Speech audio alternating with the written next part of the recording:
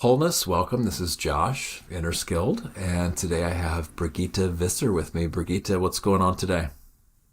Well, I'm in sunny Spain. You're in rainy Denmark. Pretty much, that's how it's going. Uh, so, who is Brigitte, if I may call you that, and Yes. what kind of work does she do? Well, in this human lifetime, I always, it's funny. It's really funny. People ask me that question. I always say, well, we're everything and nothing at the same time. So I'm the same, right? We're all the same like that. But in this human life, gosh, I was born in 1974, so I'm a 70s kid.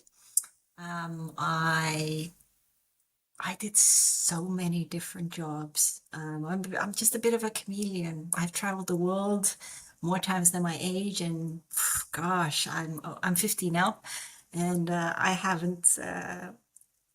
I'll still travel. I'll still want to see a lot of the world, because that's what I am. I'm like a nomad and a seeker, but I have one foot in the corporate world still in oil and gas. I know oil and gas, and then the other foot in the spiritual world because I write. I'm an author. I've got another collaboration book coming out in September, and then my second solo book about India and meditation and the Art of Living Center in October, towards the end of October. That one I'm super excited about. So yeah, and I studied so many healing modalities. But right now I'm a light language healer and um, what I call a soul empowerment coach, and I channel. That's what I do. So I'm very controversial. Yeah, yeah. Well, very cool. We'll get into some of that. I also have a friends of ours, fiance and I, we have a couple friend. They got out of the oil and gas industry. They're both, well, one of them was in the engineering side, and I forget what Yep. she had did. But yeah, they actually benefited a lot and didn't think it was too bad. But they are doing something else now, and Good. yeah. Good for them. So yeah. Um, well, what I'm actually particularly interested in that I saw on your bio is trauma, Yeah. because there's so much trauma healing that needs to be done in this world. And Yes. the other thing, of course, is past life recall, which Yeah. I'm not at a point in my practice now where I have active past life recalls, and I've never done a regression. So those are two things I'm interested in too. But yeah, so I don't know. Where do you want to start here? Is there any particular, did you want to just jump into your upcoming book, or did you want to talk about the two topics I mentioned? All the stuff Talk I'm about interested in that as absolutely. well. And yeah, I don't know where to start here. And then light language So is fascinating as well. yeah. So trauma. And this is a very interesting one, trauma. I mean, we all go through trauma, right? We all have our experiences. But I have learned that an experience is neither good or bad. It's just an experience. It's just how we feel. It's just how we feel in the moment. So our emotions, as you know, our energy, emotion, right? They zigzag through our whole body, through our whole meridian system. And I mean, I've been through something recently that was very, very traumatic, if you'd like to call it. Um, but I bounced back pretty quickly because I understood the experience. And often what happens with trauma, whatever we go through, we remain and we keep thinking about it. We keep thinking about it. And it's all about understanding the experience and just being in acceptance of it in that moment in time and working your way through the trauma, embracing it and just working your way through it. It's not like, we have a fairy godmother and boom, you feel better. You really have to work through it. You have to walk through the darkness. And especially now, and there's one thing, Josh, that people don't really talk about. It's the earth. So when we suffer from trauma, what happens? It bleeds into the environment, not just our outer environment, but it bleeds into Mother Earth. That doesn't mean she cannot recycle the pain because she does, but people don't realize it seeps into the earth. Yeah, and that's what we call collective trauma, right? Because so many people in the world suffer from pain. and they live in that fear and that anxiety or all these labels. And I, it's that somebody pointed it out to me, and I said, that makes total sense. But if we shift our consciousness, and we release these, these trauma-based fears, these experiences, then it's, the earth feels that too. And I don't think people really talk about that. Those are the things that are way more subtle, and the unseen is a little bit. Not everybody's tapped into that, right? People can go to battlefields and pick up right away of the collective Yes. trauma and the trauma embedded in the land there too. And then there are certain people that work with that energetically and clearing and healing the land. But Yep. some people, I mean, who knows? They might actually, if they start messing around with things they don't understand, then they can draw other things to them that they're not equipped to handle either. So it's not something to be taken lightly. And I just want to mention here, I feel that, yeah, good or bad, that those classifications aren't always helpful. What I find more helpful is harm, right? Because we know what's harmful and what's not. And we know that once we heal through things, we can not remember to keep dwelling on it and re-traumatizing, but enough to know that we'll use that past experience to inform our future choices, right? And to know that if we're in like an abusive situation, we should do whatever we can to get out of that and stuff. Now, healing trauma is a whole nother thing that I don't really feel that I'm enough equipped to teach others about. I'm definitely exploring and learning about things like this now. So yeah, like you said, if we have a human incarnation, we're going to experience some kind of pain. There's just really no way out of that. But the psychological pain and suffering that we sometimes add to it, that can be addressed and healed in a lot of cases, I feel. Yeah. That's why there is so much talk in the world about mental health. And Mm. mental health is all about everything's in the mind. Everything stems from the mind because we archive all our experiences, good or bad, in our minds. And that's why I call them the archives. And what we don't heal, what we don't heal and what we don't feel, that trigger remains up there. So it's really important that you feel your emotions, and it's okay to be vulnerable. It really is. That's why the saying, crying is good for the soul. And I think we are so defined by society and what the norm is, and how we should live, and how we should be, how we should act, what we should eat, how we should stay in shape. But, look at the 1970s. Life was completely different then, and the 1980s as well. And now it's like, it's so different. I mean, people are so consumed within themselves. Everything is about social media. How do we become perfect? And it's not about that. Who gives a monkeys what people think about you, right? It's so important what you think about yourself and how you feel about yourself. But people look outward rather than inward. And inward is where you find these little pearls of wisdom, these little golden nuggets. But if you keep living outwardly, you're not going to find that. You're going to live on the surface of yourself.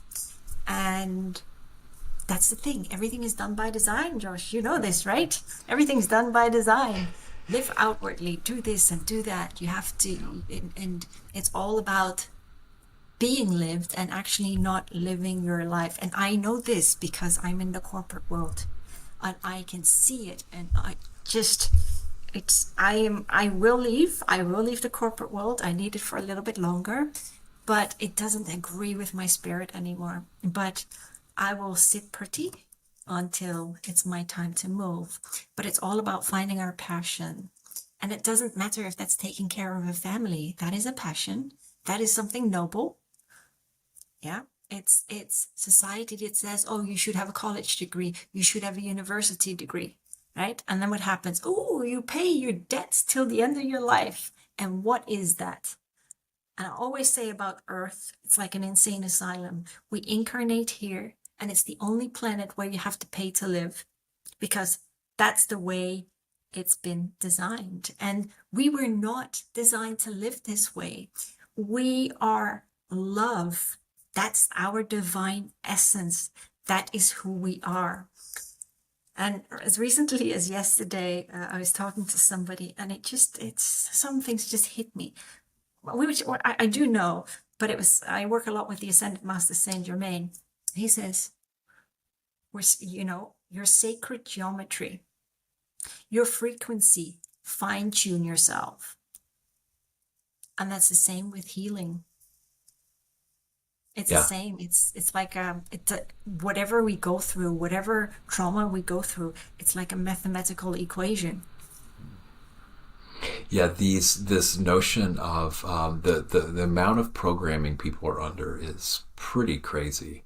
You know, Yep. the amount of conditioning that we've undergone since childhood. You know, and Yep. so this is things we've learned. We just have to unlearn a lot of it. I feel, you know, and I think Yep. one guiding post is this beneficial for me and for others, and especially in the long term too. And if we look at it critically too, we'll just see that a lot of these old programs, a lot of conditioning that we've been under, just isn't for my best benefit and isn't for the benefit of others around me, especially in the long term. So from a just logical common sense standpoint, and so then going in and unlearning these things and taking on helpful programs, and being able to let those go too when there's other skillful things to pick and take up. Yeah.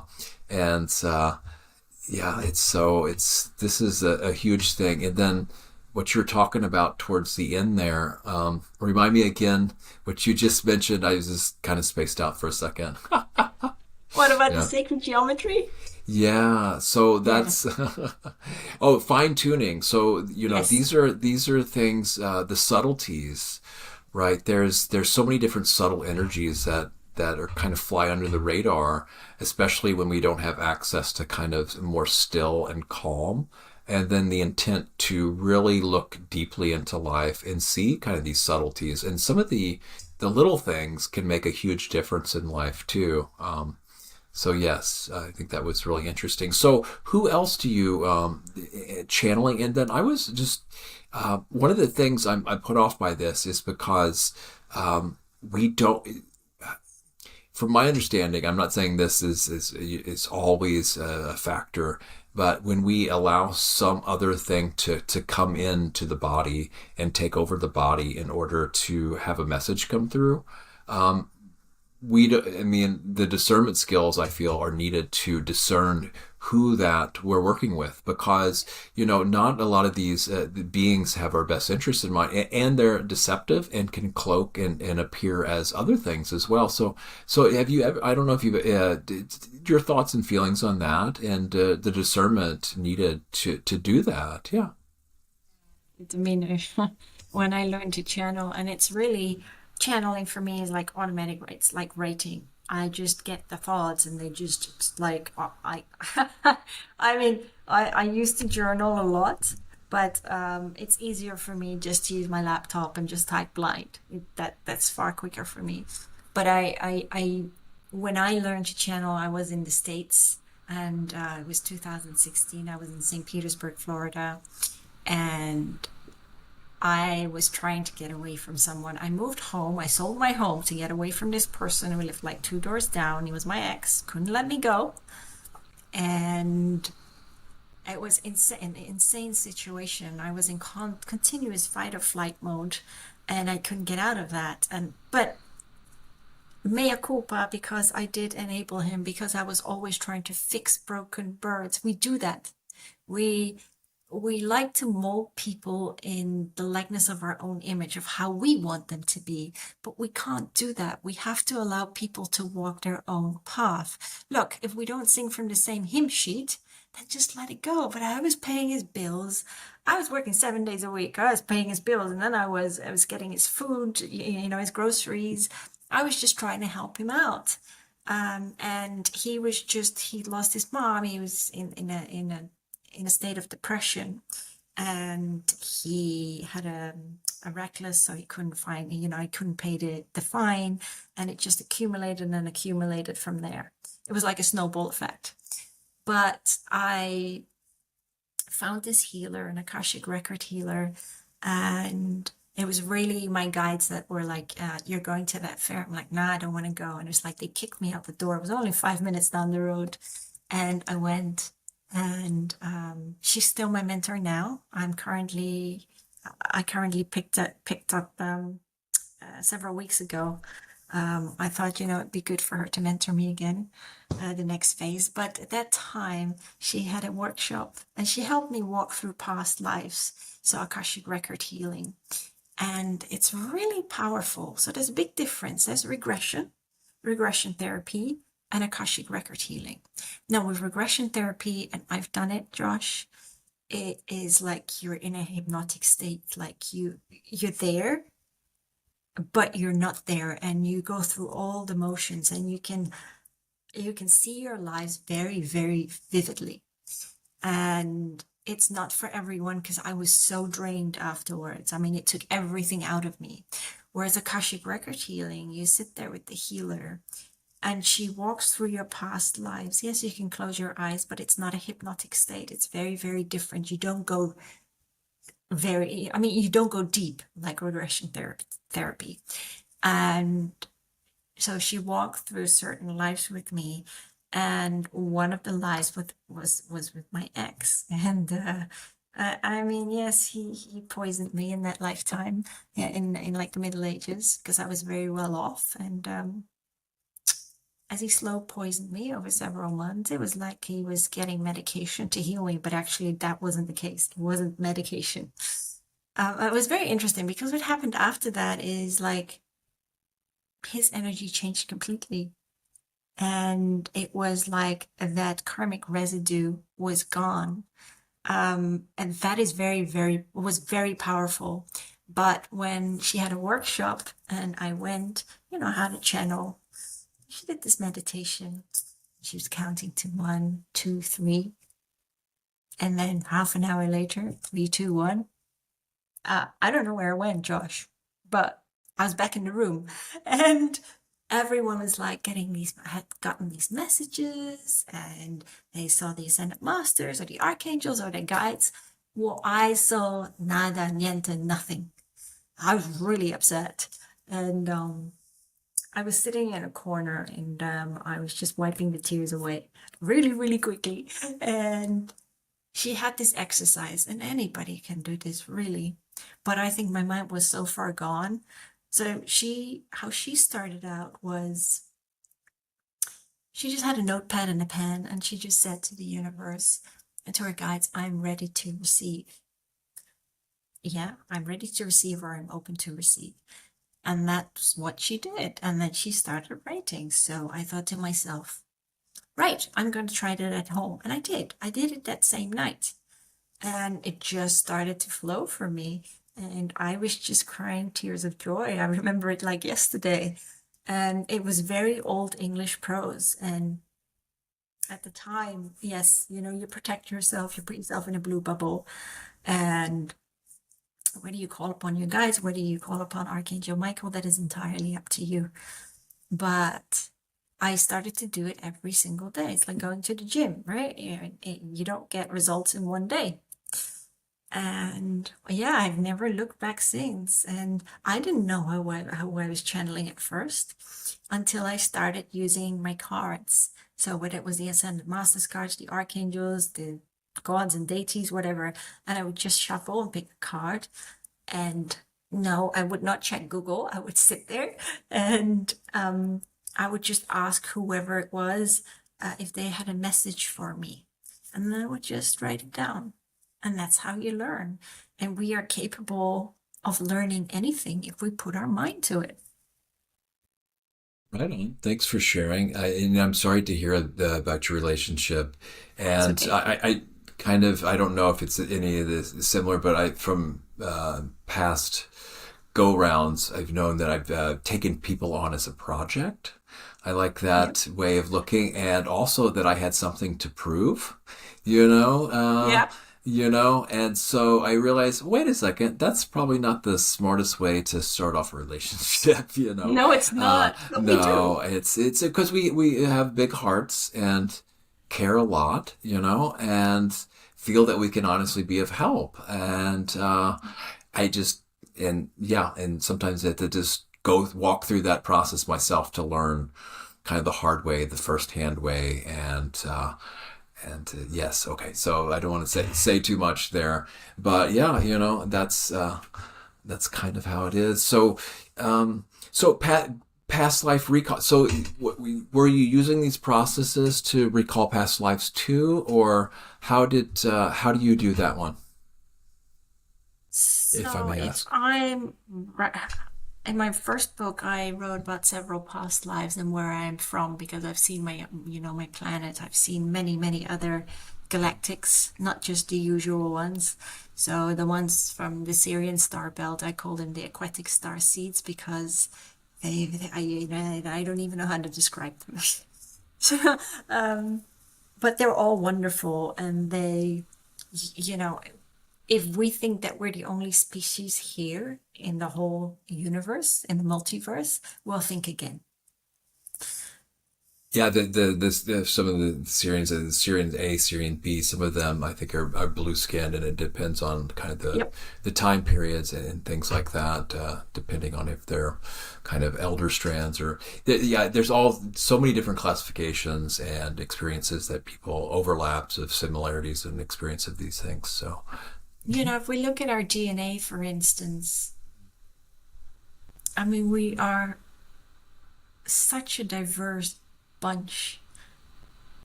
I mean, look at all the different nationalities. yeah, we're kind of mutts It here, is, aren't we? we're, Yeah. we're a blend of DNA. It's just fascinating.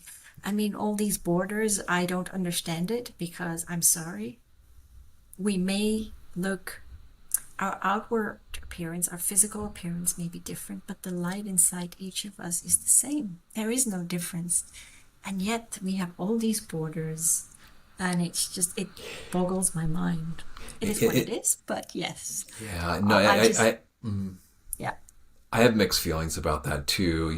Ideally, it would be all the borders open at once because, I mean, who is another adult to say to another adult where they can freely travel or not, you yeah, know? But it would really only work, I think, if all the borders were open at once. However, there are people I feel that in places of power and money that use these things to manipulate and to tear down certain cultures and also for financial gain and greed. And so, but yeah, and then take advantage of people who have a really huge heart and an open heart, so maybe, how do you work with what can you, which reminds me, I like to get people's notions around boundaries too. On one hand, if we wall ourselves in too much, we can't really have that vulnerability that allows our heart to open and to deeply connect with others and ourselves and our environment, right? We need that openness and vulnerability to really go deep into reality and connect on a very deep level. But on the other hand, there's people who see that as a weakness, right? That look to exploit that and to not respect our boundaries and to walk all over us. I'm not saying that's the way for everybody. I mean, do you have any insights on this and how you yeah. approach this? Yeah. So I was a walk me over my whole life. It's Aw. like, Brigitte, can you do this? Oh, Brigitte, can you do this? Oh, wow, I was so afraid to hurt people. So I would give in. And who would end up getting hurt? Yeah, me. And so, why the people pleasing? Because we're afraid to hurt others. We fear what others may think of us. And that's why we do not set boundaries. And I've had to learn to set boundaries because in June, July this year, my other ex came from the States and I didn't know he suffered from mental health issues. And there's nothing wrong with that. But he had about 10 other voices in his head. He was abusive towards me. He was verbally abusive. He bled me dry. And it was just an experience that I needed to go through so that I would shut the door completely because otherwise I would have lived with that what if. So one thing I want to add to that with experience is it's not why is this happening to me, but why is this happening for me? And that's that shift in perspective. People can say, well, that's easier said than done. No, it's a shift in perspective. And so with boundary, and I had to kick him out. I had to kick him out, even though he came back, and I needed to get him away again. Had to get the police involved because I was done. I was drained. My house was destroyed, and so I really had to I threw so much out, but that was setting a boundary because for me, it was less than 3 weeks. I had enough. I had enough. I couldn't live like that anymore. And it's the same with people these days. If they drain me too much, boom, I'm done. I just shut the door. I can't be bothered to respond anymore. And I think all my life I've given too much of myself. And many people are starting to realize, have started to realize that in the last 2 years, and they're shifting their mindset. And that's why right now, so many old wounds are resurfacing in so many people, and they wonder why. And they're going frantic in their heads and they break down inside. But remember, it's so important. Self love is a necessity. Setting boundaries for yourself is self love. And it's really important. If you cannot build that love within yourself, then how can you ever build the bridge to a beautiful relationship with someone else? That's why it's important. Yeah. That's right. So, And even in the scriptures, it says something like, love your neighbor as yourself. But if you don't love yes, yourself, how are you going to love your neighbor, to the degree you want to? And I yes, think, this notion that you said at the beginning of that is when I really let it sink in that what other people think about me is none of my business. It was a huge relief to always kind of micromanage other. You can't control what other people think anyway. Like we can't control other people.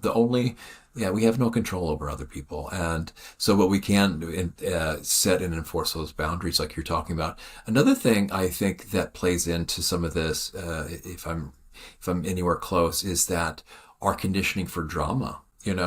There are so much money involved in the Hollywood industry of drama. And we know on one level that it's not real, but we get so absorbed and forget we absorb into these dramas and these great stories and all this intense things going on, dramatic things. But there was another saying that helped me too, is that if I don't respond to drama, drama won't respond to me.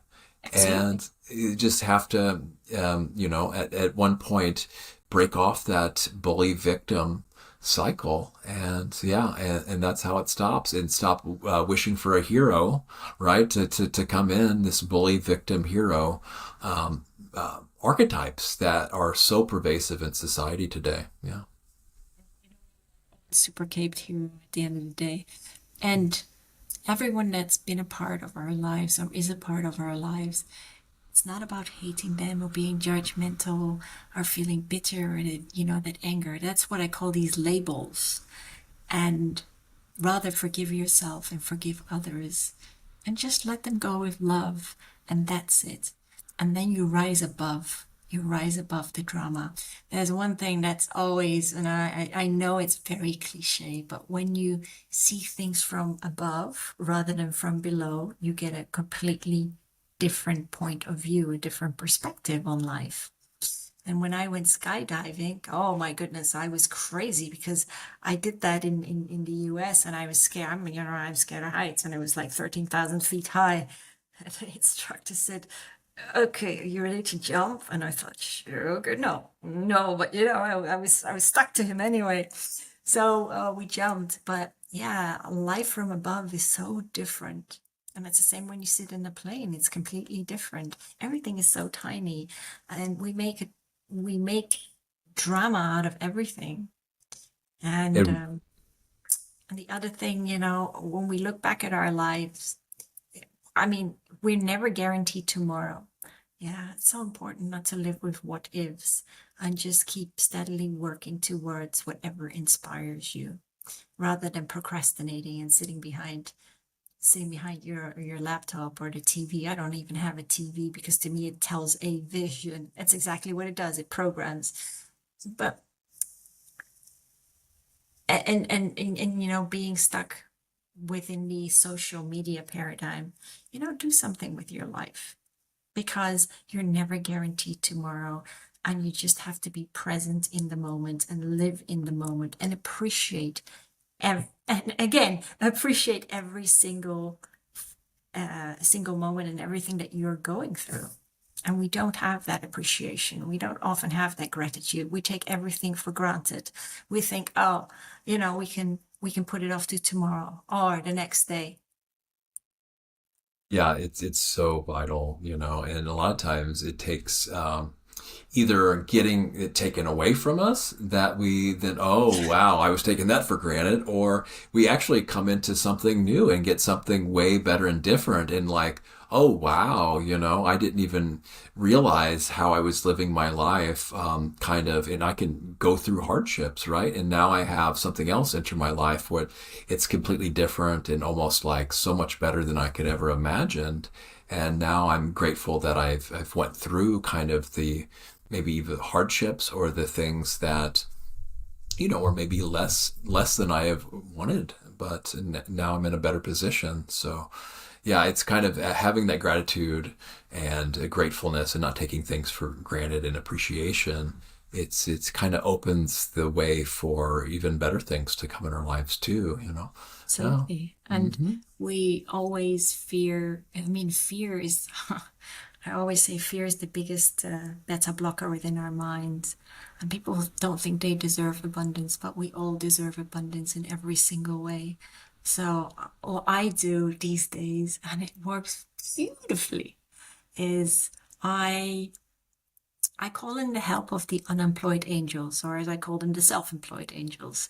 And you just write down, I think I've got 23 requests at the moment, and they've already helped me with some, just like that. And it's powerful because you can call them in, and you can call them in with love and compassion to assist you. And you just write down what you need them for, whether it's for help, for health, or creative projects, anything you need help with, finding a house, anything.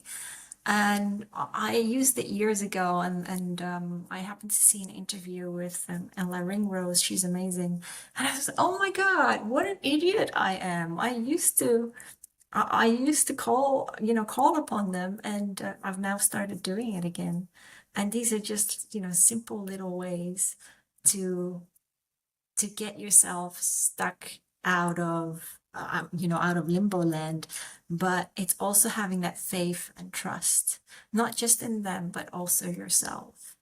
Yeah, we limit ourselves, and because that's what we've been taught to believe, but actually we are boundless, we are infinite, we are creators, and we are manifestors. We just need to weave the energy, because we are energy. We just need to weave that energy properly into the ether, into the universe. I love this guideline too of anything we ask for things like this, we will want it for everyone else as well. And so Yes, that way it doesn't fall into kind of service to self kind of thing too. And because as we know, service to others is, is as far as I'm concerned, what it's all about compared to, yeah, just for ourselves as well. And I want to go back to what you said earlier about the different perspective, having a higher perspective. And I don't really feel it's cliche. And my grandfather was actually in World War II, and he volunteered to be a paratrooper in 82nd Airborne, right? So he actually signed up because he could get a little extra money. It's just so crazy. So of course I need to at some point jump out of an airplane. I just can't believe he just did that as a day job. That's pretty into enemy fire, right? So well, so when I think I have it rough, sometimes I just think about that. And the other notion of the things that we do in our lives that repeat instead of this perception like, oh, it just happens the same thing over and over again. But what if it's like a spiral staircase where every time it repeats, we have a little it bit is. higher, perspective, and we can see a little bit more and have Yes. access to a bigger and bigger picture each time until we kind of learn the lessons we need to learn. Yes, and Yeah. once we learn the lessons, then the repetition stops.